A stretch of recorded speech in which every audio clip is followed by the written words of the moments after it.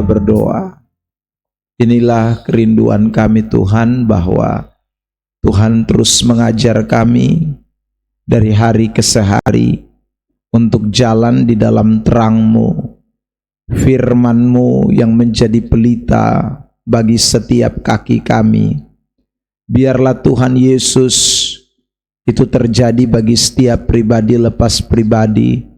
Kami semua anak-anak Tuhan, orang-orang percaya yang sudah dipilih, ditebus dan diselamatkan oleh Tuhan. Kami bersyukur sore hari ini kami meninggikan nama-Mu, kami mengagungkan Engkau, kami menikmati hadirat-Mu Tuhan. Kami merasakan betapa baiknya Tuhan di dalam hidup kami, melebihi segala apa yang dapat kami rasakan di dalam hidup ini Tuhan. Luar biasa. Kami tidak bisa hitung, tidak bisa balas semua kebaikan-kebaikan Tuhan. Hanya inilah ucapan syukur kami ya Bapa, lewat persembahan pujian penyembahan yang sudah dinyatakan di hadapan hadirat-Mu. Terima kasih Tuhan Yesus.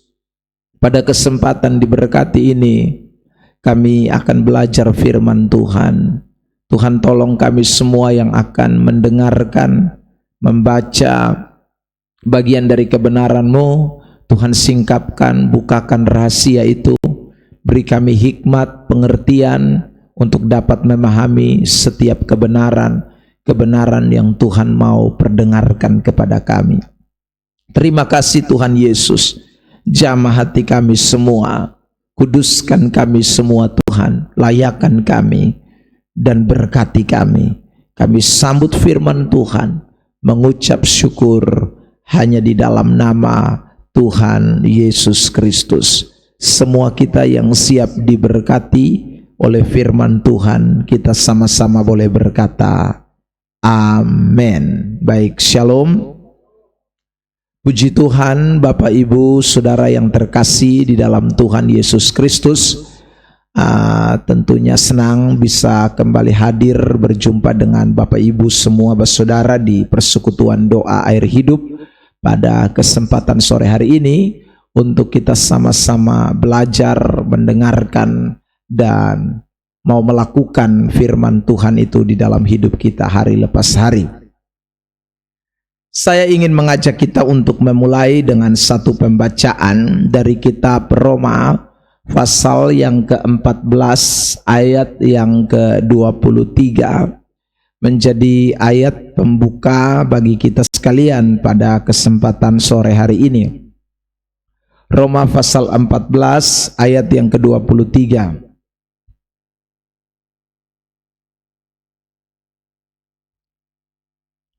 Mari kita baca dalam hitungan yang ketiga bersama-sama dengan saya. 1, 2, 3.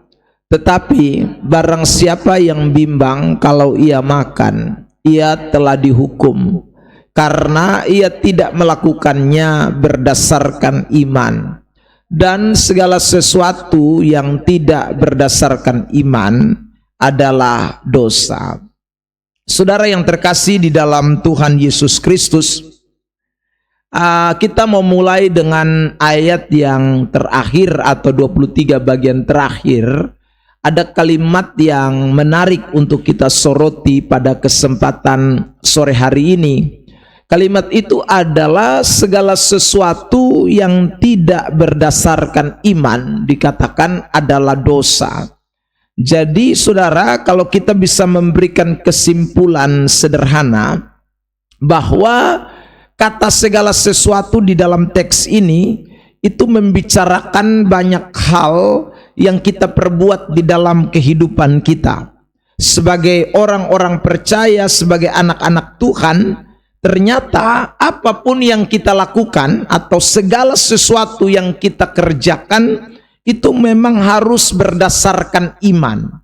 Ya, sebab kalau tidak berdasarkan iman, ayat itu berkata itu artinya dosa, adalah dosa. Jadi kalau kita kasih definisi, dosa adalah segala sesuatu yang tidak dilakukan berdasarkan iman. Tentu saudara yang terkasih dalam Tuhan, iman yang dimaksud di dalam teks ini bicara secara khusus atau eksklusif hanya kepada iman kekristenan. Ya, sebab kalau iman ini dibicarakan secara umum atau universal, maka bisa saja orang yang punya iman kepada penyembahan lain atau bukan kepada Kristus, mereka juga bisa bilang beriman atau percaya.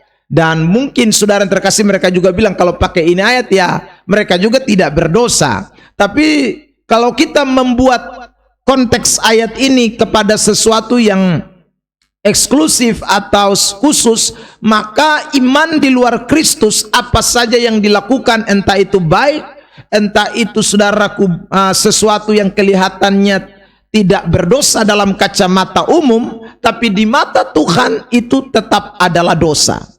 Karena iman yang sejati, iman yang sesungguhnya itu hanya kepada Tuhan Yesus Kristus dalam konteks ini.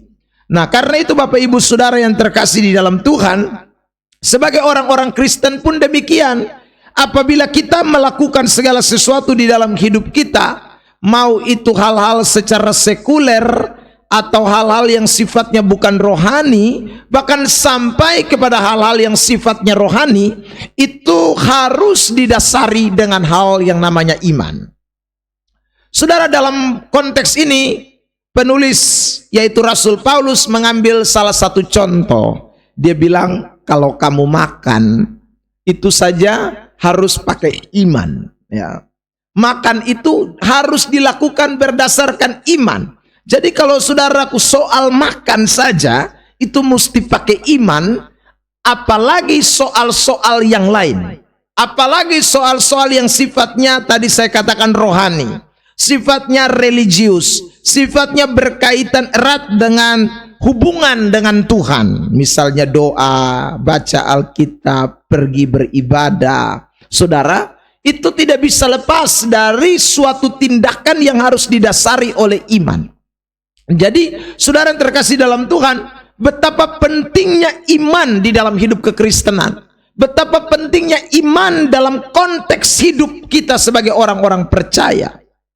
Dan itu saudara, kita bisa lihat di dalam perjanjian baru, kata iman ini diulang-ulang hampir ya cukup lumayan banyak ini, 558 kali kata iman itu muncul di dalam perjanjian baru, baik itu kata pistis maupun kata pisteo, saudara.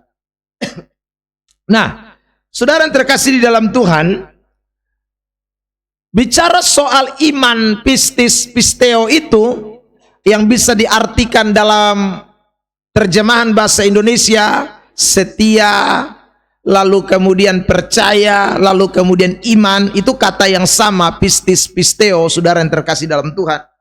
Nah, kalau iman begitu penting di dalam hidup kekristenan ini, maka hidup kekristenan ini memang tidak bisa berjalan tanpa dengan memakai yang namanya iman. Melihat saudaraku betapa pentingnya iman, maka sebelum kita menjadi orang Kristen sejati, ya, sebelum kita betul-betul menjadi orang percaya, iman itu dikaruniakan kepada kita. Saudara, lihat ayat di dalam Filipi pasal 1 ayat 29. Filipi 1 ayat 29. Sebab kepada kamu dikaruniakan bukan saja untuk percaya kepada Kristus. Jadi garis bawahi ini kalimat.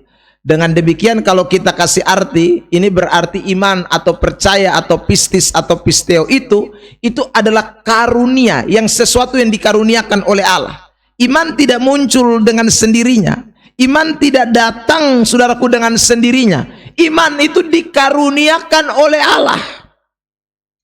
Saudara, kalau kita belajar tentang 5 prinsip yang sangat dikenal dengan tulip, ya, saudara yang terkasih dalam Tuhan, kita menemukan bahwa Tuhan itu punya andil kedaulatan di dalam memberikan kasih karunia kepada manusia, ya. Tuhan itu mempunyai andil di dalam dia memberikan kasih karunia kepada manusia. Jadi kalau Tuhan tidak mau kasih itu karunia iman, tidak ada orang bisa paksa. Ya saudara. Jadi untuk kita bisa berjalan di dalam kekristenan, maka Tuhanlah yang mempunyai peranan mengaruniakan iman itu kepada setiap orang. Iman itu dikaruniakan kepada setiap orang supaya iman yang dikaruniakan itu dipakai menjadi, saudaraku, sesuatu yang menggerakkan seluruh tindak tanduk kita, menggerakkan seluruh ekspresi hidup kita, action hidup kita. Iman itu punya, saudaraku, peranan yang sangat penting, ya. Sebab tanpa iman, maka seluruh ekspresi hidup kita atau seluruh action hidup kita itu pasti akan berseberangan dengan keyakinan kita. Makanya Yakobus bilang begini, saudara yang terkasih dalam Tuhan, kitab Yakobus pasal yang kedua ayat 14. Perhatikan teks ini ya. Yakobus pasal 2 ayat 14. Apa gunanya saudara-saudaraku jika seorang mengatakan bahwa ia mempunyai iman, ya. Jadi ada orang bilang dia punya iman padahal ia tidak mempunyai perbuatan. Dapatkah iman itu menyelamatkan dia?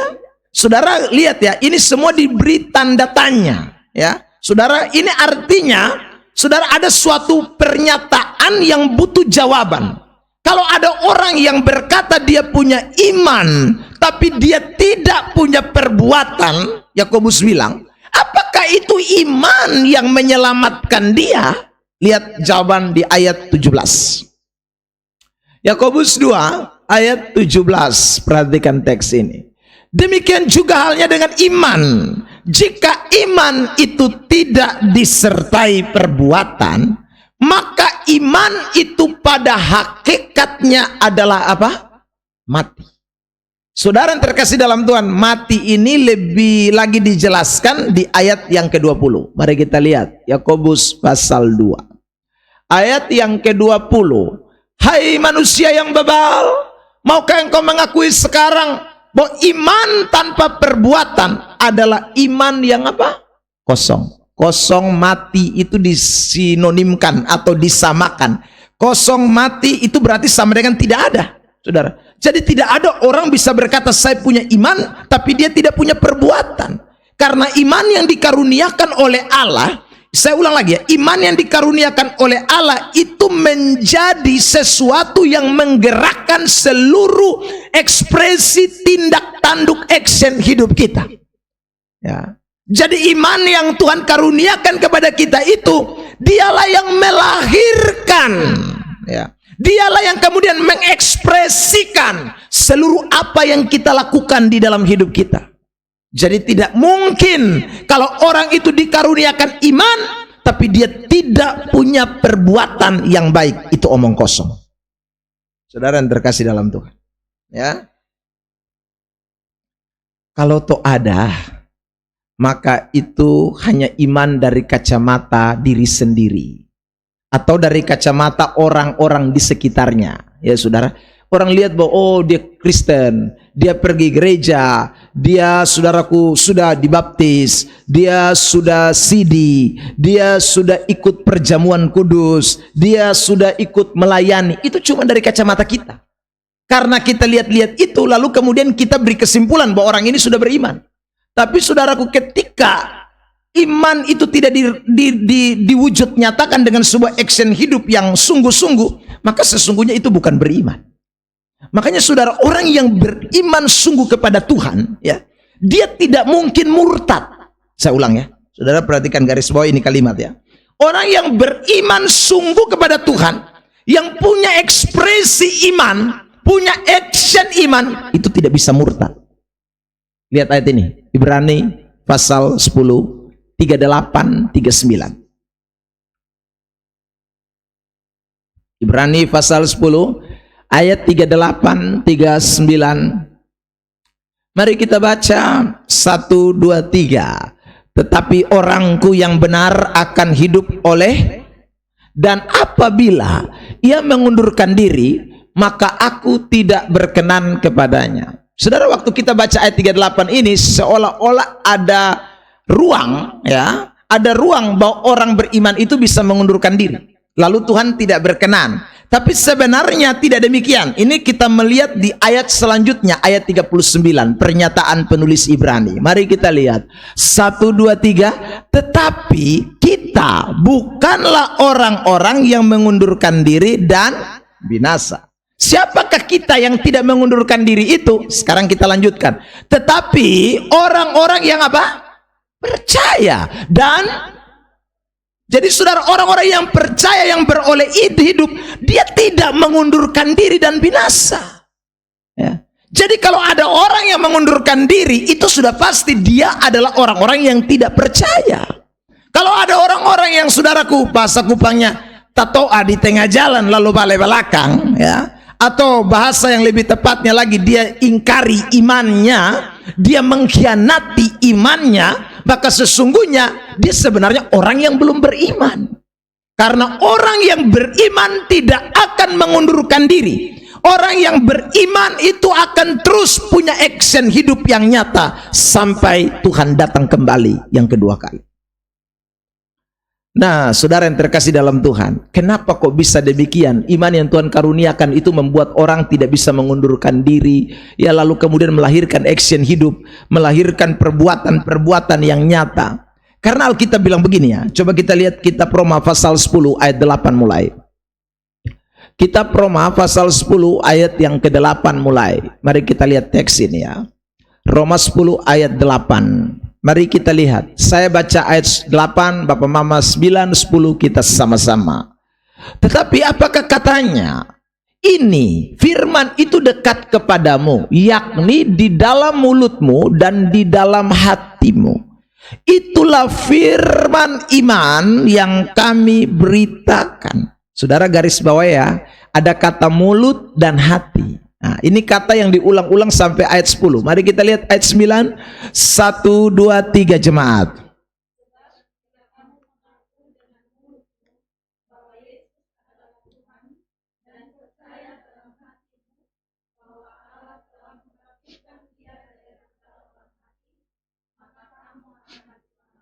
Garis bawahi lagi, ada kata mulut, ada kata hati.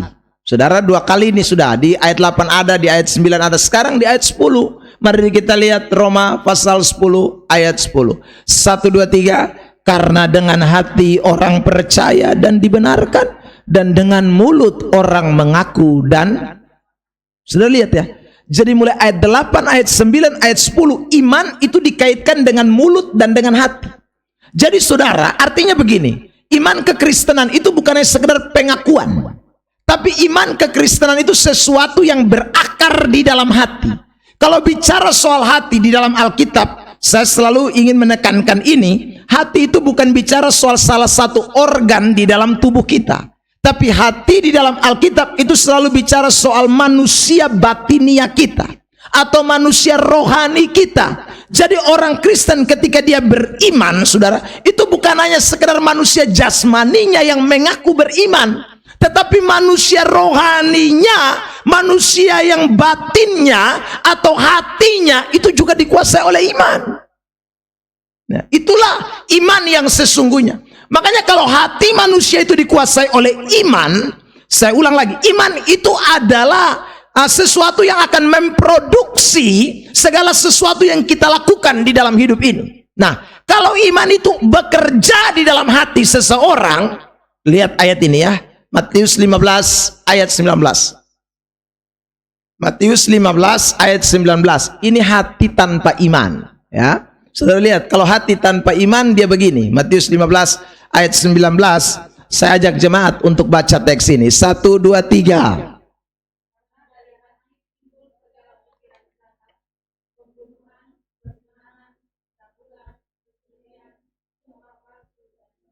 Ini hati yang tidak percaya. Hati kalau tidak dikuasai oleh firman iman, saudara, hanya mulut saja yang mengaku, maka nanti perilakunya begitu.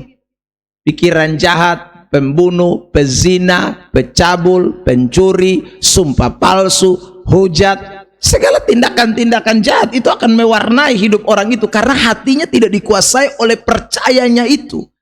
manusia dalamnya, manusia batinianya itu tidak dikuasai oleh firman iman. Makanya saudara yang terkasih dalam Tuhan, perilakunya pasti jelek, perilakunya pasti salah. Tapi kalau iman itu menguasai seseorang, iman itu betul-betul saudaraku dikaruniakan Allah ada di dalam hati orang itu, ya. Dia bukan hanya sekedar melakukan yang namanya pengakuan bibir, tetapi hatinya akan mulai saudaraku memproduksi, mencerna hal-hal yang menyenangkan, perbuatan-perbuatan yang menyenangkan. Dan itu kita bisa lihat fakta dan buktinya di dalam Ibrani pasal 11 ketika penulis Ibrani memunculkan saksi-saksi iman, ya saudara, kita menemukan bahwa orang yang beriman itu yang ditunjukkan di dalam Alkitab, mereka adalah orang-orang yang mempunyai gaya hidup atau saudaraku punya perbuatan-perbuatan yang sungguh-sungguh menyenangkan Tuhan. Nah, hari ini kita perhatikan itu, Ibrani pasal 11 ini mulai ayat 4. Saudara yang terkasih dalam Tuhan, Ibrani 11 ayat 4. Yang pertama ini kita lihat ya, action hidup orang beriman itu, ya. Kalau iman itu menguasai hati, iman itu betul-betul menguasai orang itu punya manusia batinia, ini akan jadi seperti ini. Ibrani 11 ayat 4. Saya minta tolong jemaat baca ayat ini bersama-sama. 1, 2, 3.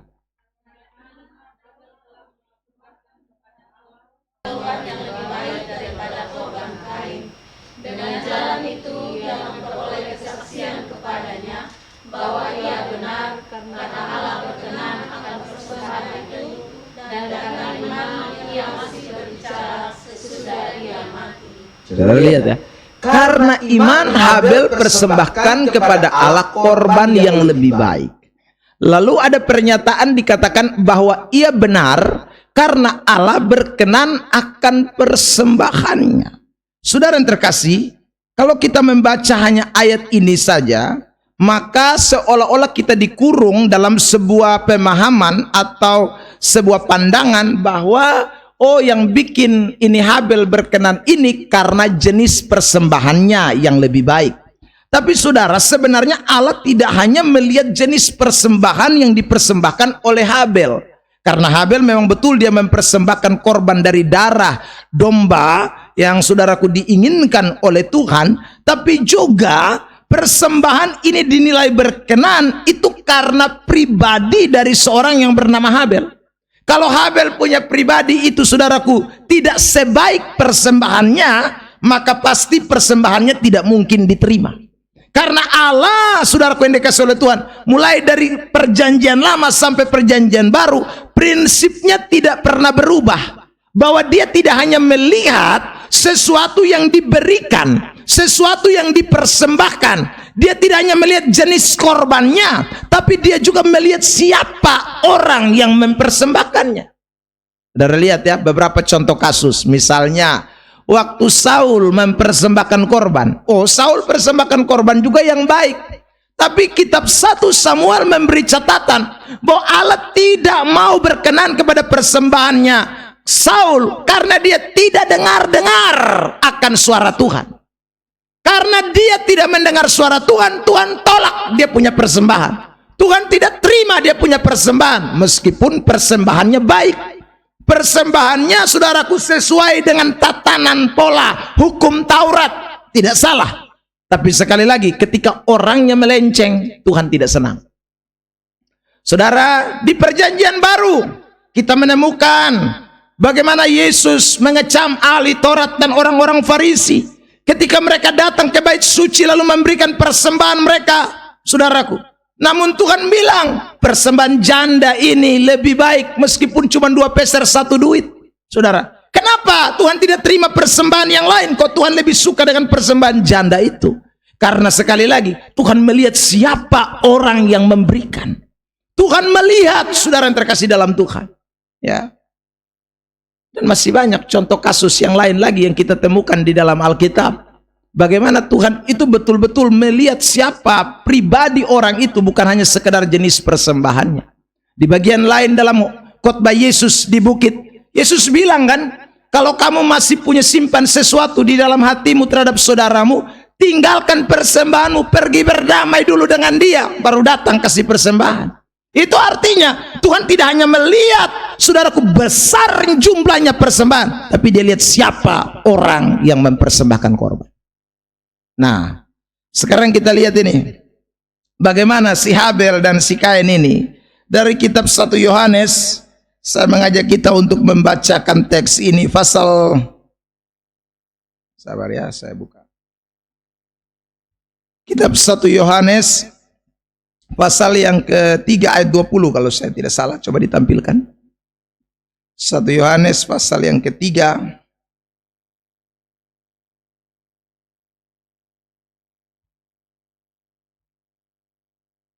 Bukan, sabar ya, saya lihat dulu ayatnya.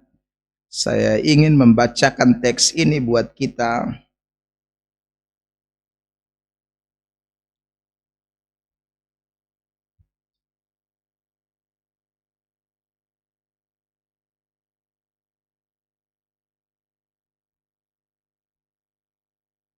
Sabar. 3 ayat 12, sorry. Bukan ayat 20, ayat 12. 1 Yohanes pasal 3. Ya, kita baca. 1, 2, 3. Bukan seperti Kain yang berasal dari si jahat dan yang membunuh. Dan apakah sebabnya ia? Ya, jadi sebab apa dia bunuh depo adik? Tidak dikatakan sebabnya adalah karena persembahan dia ditolak, lalu persembahan Habel diterima. Bukan itu penyebabnya. Ayat itu mengatakan 1, 2, 3. Sebab segala perbuatannya apa? Jahat, dan perbuatan adiknya apa? Benar. Jadi saudara, perbuatan Habel adiknya itu benar, sementara perbuatan kakaknya Kain itu jahat. Saya coba berimajinasi dengan ayat ini, saudara yang terkasih dalam Tuhan. Imajinasi itu apa ya? Menghayal atau bagaimana ya? Saudara bikin sesuatu cerita di dalam pikiran kita sendiri. Saya menghayalnya begini atau berimajinasinya begini, saudara. Seandainya Kain dan Habel ini sedang duduk di meja makan. Lalu Adam dan Hawa bapak mamanya siapkan makanan. Lalu setelah siap makanan buat dong dua adik kakak. Lalu mungkin mungkin saudaraku Adam atau Hawa bilang begini, ingat nanti sebelum makan kamu dua mesti berdoa dulu. Ya, saya yakin waktu berdoa itu saudaraku, Habel tutup mata doa sungguh-sungguh, Kain mungkin tutup sebelah mata sebelah tak buka. Ya saudara, lalu kemudian kalau misalnya ada ikan ya di piringnya Habel, maka pasti Kain ini angkat itu ikan lalu dipindahkan di depan piring. Ini imajinasi saya, saudara. Karena itu ayat mengatakan bahwa segala perbuatannya jahat. Ya. Kalau dong dua ada main kelireng sama-sama, maka saudara terkasih tiap hari pasti Habel kena toki terus dari ini Kain. Ya saudara. Kalau dong dua pergi gereja sama-sama setelah dong dua mungkin beranjak dewasa, seandainya Kain dan Habel ini, saudara, ini imajinasi ya. Kain dan Habel ini orang Sabu atau orang Rote atau orang Timor, maka sudah dua sampai gereja sama-sama ibadat, tapi pulang Habel pulang lurus-lurus di rumah, Kain singgah di Paklaru. Karena segala perbuatannya jahat, tidak ada yang baik. Saudara, dia memang persembahkan korban, tapi perbuatannya jahat, makanya Tuhan tidak suka dengan dia. Tuhan tidak berkenan kepada Kain karena sekali lagi semua perbuatannya jahat. Sementara adiknya Habel semua perbuatannya benar. Saudara, beriman yang sejati tadi saya sudah katakan, itu iman itu menguasai hati seseorang. Sehingga hati seseorang kalau dikuasai oleh iman yang lahir itu pasti perbuatan-perbuatan baik. Habel adalah saudara contoh dari orang beriman. Kalau saudara dan kita juga disebut diri kita orang beriman, maka seharusnya sebagaimana Habel demikian juga kita. Di sekeliling kita ini banyak Kain, di sekeliling kita ini banyak orang Kristen Kain yang tadi saya katakan dalam imajinasi saya, saudara, bahwa mereka beribadah, mereka berdoa, mereka pergi gereja, tapi action hidupnya tidak orang beriman karena hati mereka sesungguhnya tidak ada iman di dalamnya. Makanya hari ini dengar baik-baik, saudara yang terkasih dalam Tuhan, betapa pentingnya hidup beriman itu dinyatakan dalam hidup kekristenan kita. Ya. Karena Tuhan mengaruniakan iman itu untuk menguasai hati kita, untuk melahirkan segala sesuatu yang menyenangkan Tuhan, sehingga hidup kita berkenan kepada Allah. Ya. Jadi kalau sudah jadi Kristen tapi masih terus hidup dalam perbuatan jahat, maka sekali lagi itu sebenarnya bukan Kristen. Ya. Itu bukan orang beriman, saudara. Orang beriman itu seperti Habel, perbuatannya benar, perbuatannya menyenangkan Tuhan. Bapak Kapolda kita yang sekarang lagi di demo habis-habisan, saudara terkasih dalam Tuhan, ya. Beberapa waktu yang lalu dia memberikan sebuah statement di dalam doa nasional. Mungkin ada yang ikut, ya saudara. Dia bilang begini, NTT ini gereja paling banyak, ya, tapi juga kejahatan banyak. Saudaraku, kejahatan mengerikan, ya, terjadi di mana-mana. Nah, kalau kejahatan banyak mengerikan, saudara yang terkasih dalam Tuhan, ya, bahkan punya nilai jumlah yang besar, ya, maka itu perlu dipertanyakan, orang-orang yang pergi gereja itu orang beriman atau tidak? Orang-orang yang pergi persekutuan itu beriman atau tidak? Bahkan persekutuan di kota Kupang dan sekitarnya sekitar berapa? 5.000-an apa berapa ribuan? Ngeri, saudara. Seharusnya kalau orang-orang itu pergi persekutuan dan dia betul-betul orang beriman, maka hidupnya seharusnya tambah arif, melahirkan perbuatan-perbuatan baik. Ada amin? Ya. Tapi saya ulang, ada banyak orang yang cuma pergi persekutuan doa, ada banyak orang yang cuma pergi gereja, ada banyak orang yang sudah hanya cuma menjadikan itu sebagai sesuatu apa? Ya memang sudah Kristen lah. Jadi mau bilang apa lagi? Kamis kemarin saya berkhotbah dengan tema Kristen silsilah, saudaraku. Ya. Itu Yohanes pasal 8, kalau saudara baca, Yesus omong soal Abraham, keturunan Abraham. Mereka bilang mereka pembapa Abraham, ya. Tapi Yesus bilang tidak, kamu pembapa lain, ya. So kalau kamu punya bapak Abraham, Abrahammu beda dong, ya. Kok kamu bisa bilang kamu pembapa Abraham? Kamu lakukan keinginan setan, kok kamu bilang bapakmu Abraham? Yohanes 8 kemudian ayat 44, Yesus bilang iblislah bapakmu, ya. Bukan Abraham, bukan juga Allah Yahweh itu yang disembah oleh Abraham. Iblislah bapakmu. Saudara yang terkasih dalam Tuhan. Nah, hidup kekristenan ini, beriman itu selalu melahirkan sesuatu yang namanya perbuatan baik. Jadi kalau kita sungguh-sungguh beriman kepada Tuhan, maka sesungguhnya hidup kekristenan kita harus diwarnai dengan perbuatan baik. Nah, saudara yang terkasih dalam Tuhan, iman yang tadi saya katakan dikaruniakan Allah yang menguasai hati kita, itu terus ditumbuh kembangkan oleh Tuhan. Ya, lewat apa? Lewat firman Allah yang kita dengar. Roma pasal 10 ayat 17. Mari kita lihat ayat ini. Roma pasal 10 ayat yang ke-17, ya. Roma 10 ayat 17. Mari kita baca bersama-sama. 1, 2, 3. Jadi iman timbul dari pendengaran, dan pendengaran oleh firman Kristus. Saudara terkasih dalam Tuhan, jadi waktu firman Kristus itu menguasai seseorang, iman orang itu akan tambah bertumbuh. Bahasa yang lebih mungkin dapat dimengerti, iman itu tambah menguasai orang itu.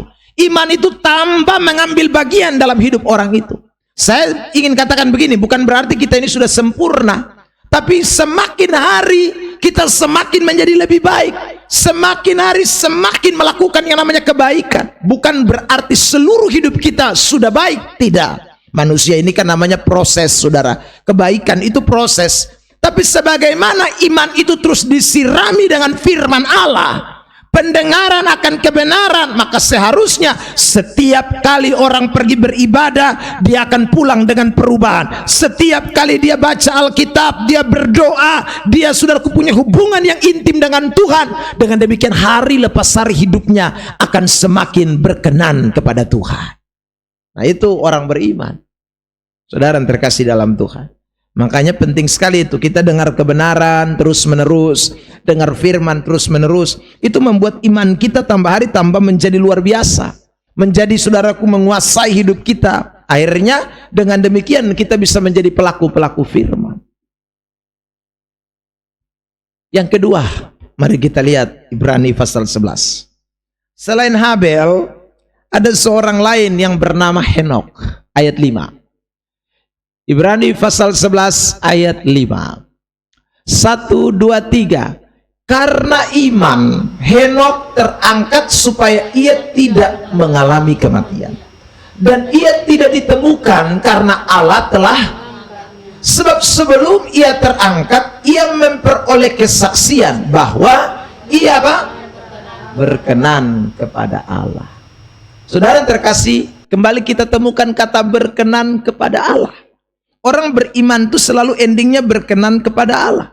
Nah, saudara, kenapa dia berkenan kepada Allah? Ibrani pasal 11 ayat 5 tidak menjelaskan.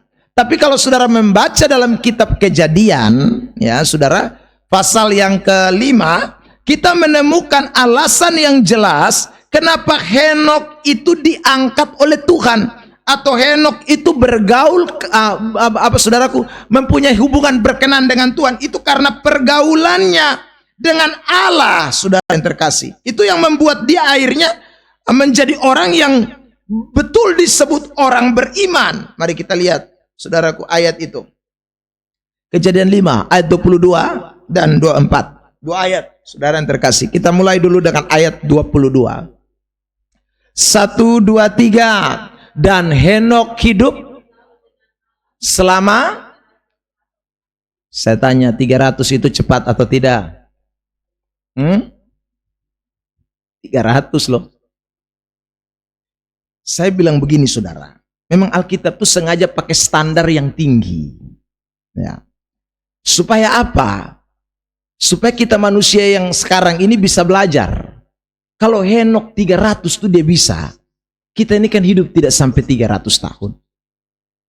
Ya, untung-untung kalau naik sampai 80, 90, itu luar biasa.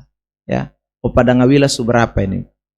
82, luar biasa, saudara. Ya, saya pun nenek meninggal di 100 lebih, 112. Saudara yang terkasih dalam Tuhan.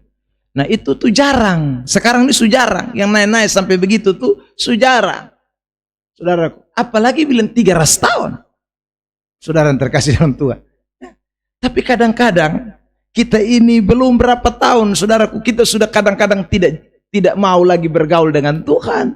Ya, itu perlu dipertanyakan, kita beriman atau tidak. Karena orang beriman itu pasti punya pergaulan dengan Allah. Orang beriman itu punya pergaulan dengan Tuhan. Itu orang beriman. Saudara, 300 tahun lagi.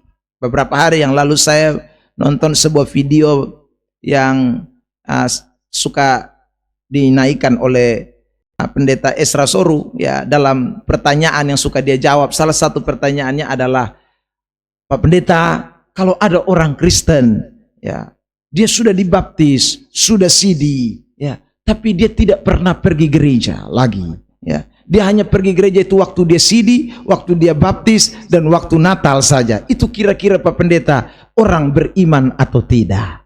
Ya. Lalu Pak Esra menjawab, ya tergantung. Ya.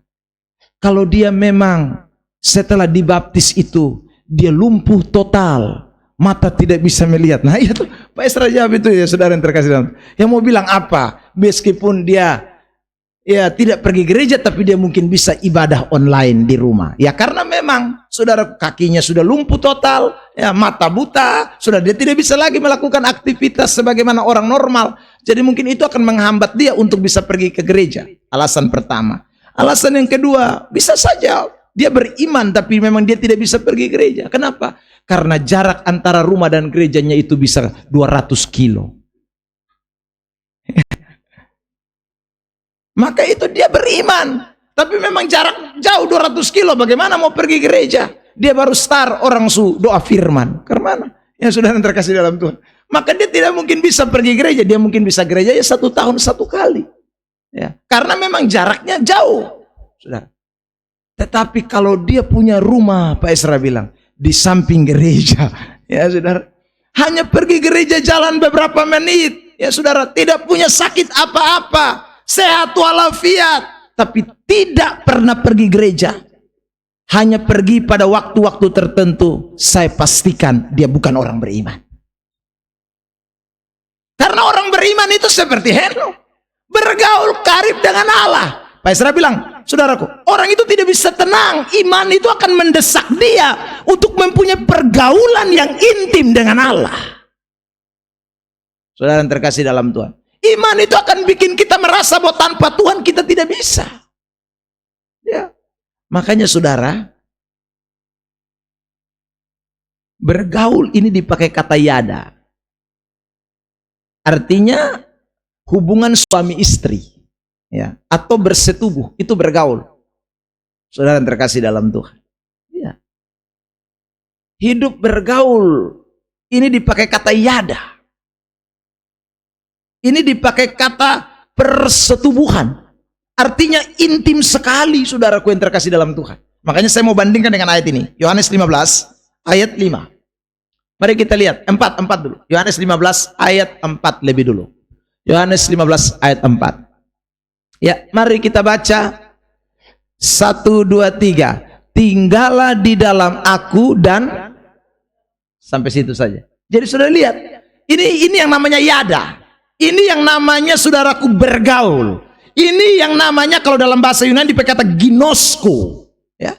Itu saudaraku, aku dan kamu itu sama-sama. Aku di dalam kamu, kamu di dalam aku. Bahasa lain yang Yesus pakai untuk suami istri, dia bilang begini, kamu bukan dua tetapi satu. Itu pergaulan itu. Itu yang namanya intim. Ya. Kamu bukan lagi dua tapi menjadi satu, saudaraku. Nah, kita dengan Tuhan Allah itu begitu. Aku di dalam kamu, kamu di dalam aku. Itu orang beriman. Ayat 5 menjelaskan. Saudara lihat ini. Yohanes 15 ayat 5. 1 2 3. Akulah pokok anggur dan kamulah ranting-rantingnya. Barang siapa tinggal di dalam aku dan lihat lagi kembali, di dalam aku di dalam dia. Ia berbuah banyak, sebab di luar aku kamu tidak dapat berbuat apa. Jadi saudara yang terkasih dalam Tuhan, orang beriman itu makanya tadi Rasul Paulus bilang kalau makan saja tidak pakai iman tidak bisa. Karena dia punya hubungan yang begitu intim dengan Tuhan, punya pergaulan yang begitu akrab, Tuhan di dalam dia, dia di dalam Tuhan. Jadi dia tidak bisa bikin apa-apa kalau tanpa Tuhan. Dia tidak bisa lakukan apapun tanpa Tuhan. Itu beriman. Saudara yang terkasih dalam Tuhan. Jadi orang beriman itu buktinya pasti ada. Dia pasti akan setia dan Tuhan tuh tidak akan pernah berhenti. Makanya tadi kita sudah baca Ibrani pasal 10, 38, 39. Tidak mungkin orang beriman itu mundur. Itu tidak mungkin, saudara. Karena hubungannya itu begitu intim, begitu dekat, begitu spesial dengan Tuhan. Ya. Saudara yang terkasih dalam Tuhan Yesus Kristus. Jadi kalau orang belum beriman, biar kotong doma setengah mati, dia akan susah sekali mau dekat dengan Tuhan. Ya. Orang kalau tidak beriman, sekali lagi saudara yang terkasih dalam Tuhan, kekristenannya itu cuma tempelan, maka gereja itu dia anggap bukan sesuatu yang begitu penting. Tuhan bukan sesuatu yang mengikat dia. Tuhan bukan sesuatu yang sangat luar biasa dalam hidupnya. Tidak mungkin, saudara yang terkasih dalam Tuhan. Nanti saudara bisa bandingkan dengan satu perumpamaan yang Yesus angkat tentang orang-orang yang berdalih dalam Lukas pasal yang ke-14 mulai ayat 15. Ya. Dalam perumpamaan itu Yesus bilang dia itu seperti tuan pesta yang bikin pesta dan semua makanan sudah tersedia. Tinggal undang orang datang makan saja, tapi orang banyak yang menolak. Saudara. Tinggal undang untuk datang menikmati perjamuan kawin itu, tapi orang tidak mau, saudara. Padahal dikatakan dalam teks itu, saudara terkasih, berbahagia orang yang akan dijamu dalam kerajaan Allah. Tapi orang tidak mau. Ada yang bilang minta maaf karena saya masih pergi ladang. Ada yang bilang minta maaf, saya baru saja cek kebiri 5 ekor domba kebiri dan saya mau mencobanya. Ada yang lagi bilang saya baru kawin. Saudara yang terkasih dalam Tuhan, jadi ada saja alasan. Padahal saya ulang, ini undangan untuk kebahagiaan, undangan untuk sesuatu. Karena saya ulang lagi, tanpa iman orang tidak akan tergerak. Tanpa iman tidak ada pergaulan yang intim. Tanpa iman orang tidak akan merasa Tuhan itu segalanya dalam hidupnya. Iman menjadi dasar.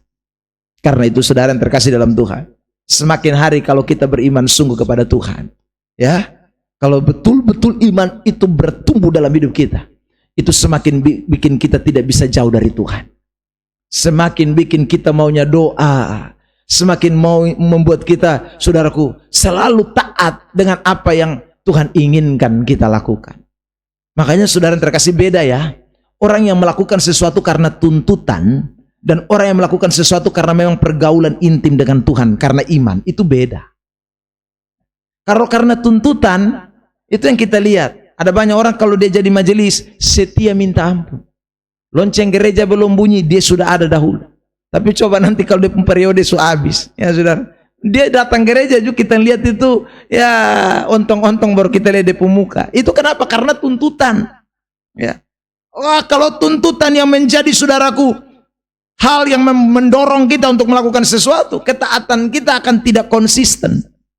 Tapi kalau kita melakukan sesuatu dengan iman, saudara yang terkasih dalam Tuhan, dengan sendirinya itu akan menggairahkan kita untuk melakukan sesuatu dengan Tuhan. Jadi saudara yang terkasih, ingatlah baik-baik, iman menggerakkan orang mempunyai hubungan yang dekat dengan Tuhan. Iman menggerakkan orang untuk terus melakukan perbuatan baik. Dan yang terakhir, yang ketiga, mari kita lihat saudara, Ibrani 11. Perhatikan teks ini, Ibrani pasal 11 ayat yang ke-6, 7. Ya. Tetapi tanpa iman tidak mungkin tidak mungkin orang berkenan kepada Allah. Sebab barang siapa berpaling kepada Allah, ia harus percaya bahwa Allah ada dan bahwa Allah beri upah kepada orang yang sungguh-sungguh mencari Dia.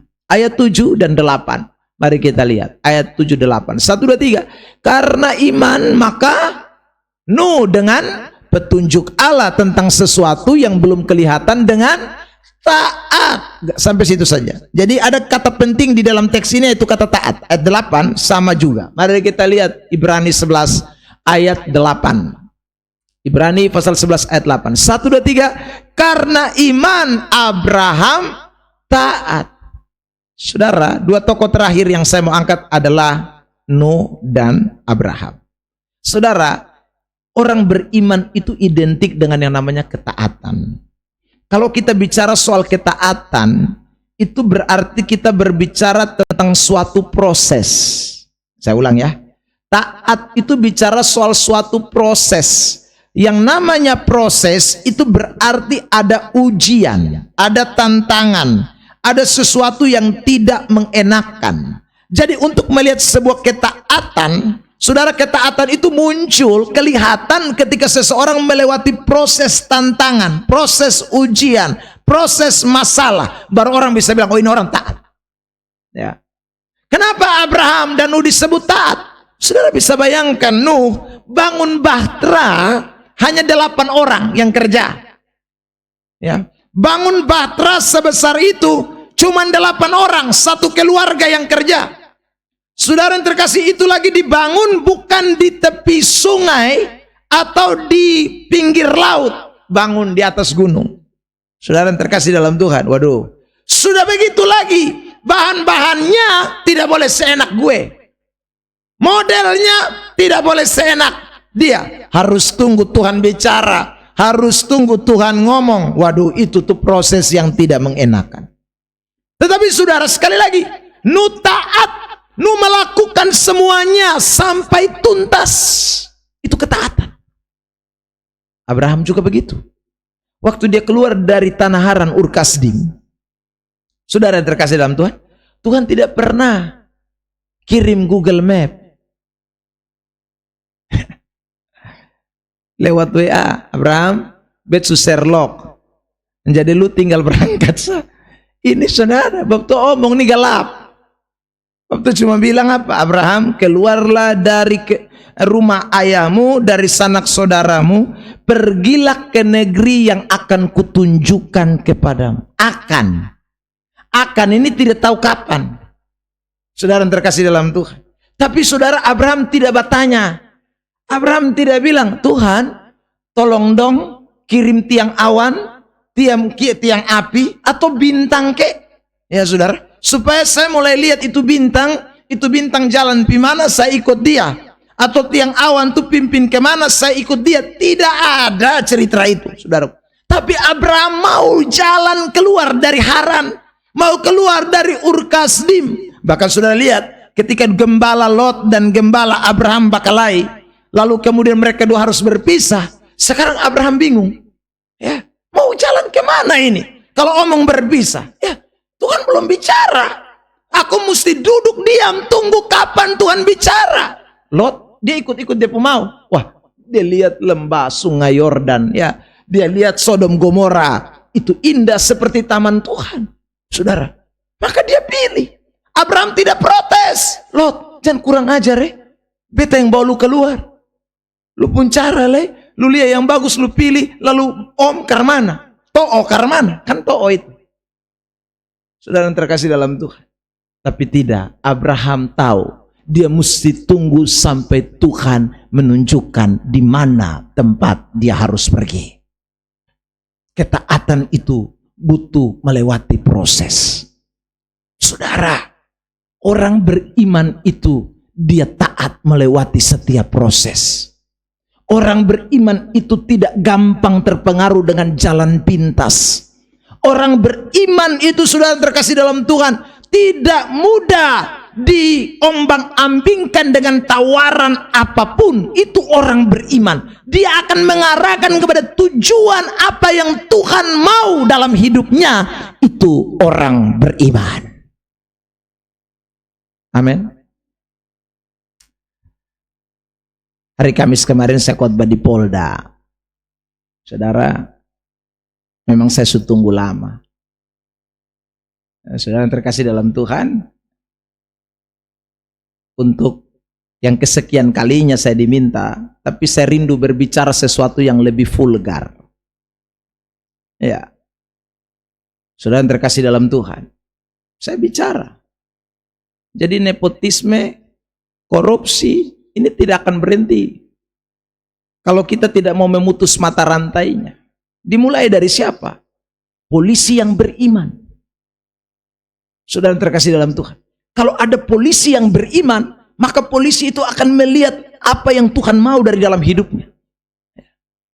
Bukan apa yang di sekitarannya mau atau dirinya mau, tapi apa yang Tuhan mau. Ya. Begitu juga dengan kita, orang-orang yang berdoa, ya saudara putus patah ini. Ya. Kita juga ingat, kita ini kan selalu doa 3 beban. Dan dalam doa 3 beban itu kita selalu mengucapkan, Tuhan tolong supaya para koruptor Tuhan tangkap. Tapi masih banyak orang Kristen yang main suap-suapan. Lalu kita doa ini, yang jangan sampai yang doa juga pisogok juga. Saudara, waktu anak mau tes, waktu saudara mau masuk kerja, waktu mau ini itu, orang berpikir bahwa iman itu nomor sekian. Proses itu aduh tidak penting. Yang sekarang penting itu bagaimana kita ini. Saudara, cepat. Iman diabaikan. Saudara terkasih dalam Tuhan, kalau kita omong begitu, maka kita sesungguhnya bukan orang beriman. Orang beriman itu taat kepada proses Tuhan. Orang beriman itu taat kepada apa yang Tuhan mau kerjakan di dalam hidupnya. Itu orang beriman. Sekalipun terkadang itu memakan waktu yang cukup panjang. Terkadang itu saudaraku tidak instan, melewati banyak tantangan, melewati kesulitan, melewati saudaraku berbagai macam hal. Tapi anak-anak Tuhan, kita mesti tetap berdiri di atas kebenaran. Iman itu penggerak dalam hidup kita sekalian. Ada amin? Kiranya Tuhan tolong kita semua supaya belajarlah untuk beriman di hadapan Tuhan. Saya ulang, iman yang kita punya bukan iman muncul dari diri kita, tapi iman yang Tuhan karuniakan. Iman yang Tuhan karuniakan itu tidak bisa membuat kita mundur, tapi membuat kita punya action hidup yang semakin hari semakin nyata. Ya, iman itu akan melahirkan perbuatan baik. Iman itu akan membuat saudara tambah hari tambah setia dengan Tuhan, semakin intim dengan Tuhan. Iman itu akan membuat kita mentaati apa yang menjadi kehendak Tuhan di dalam hidup kita. Tuhan Yesus memberkati kita dengan firman-Nya. Haleluya.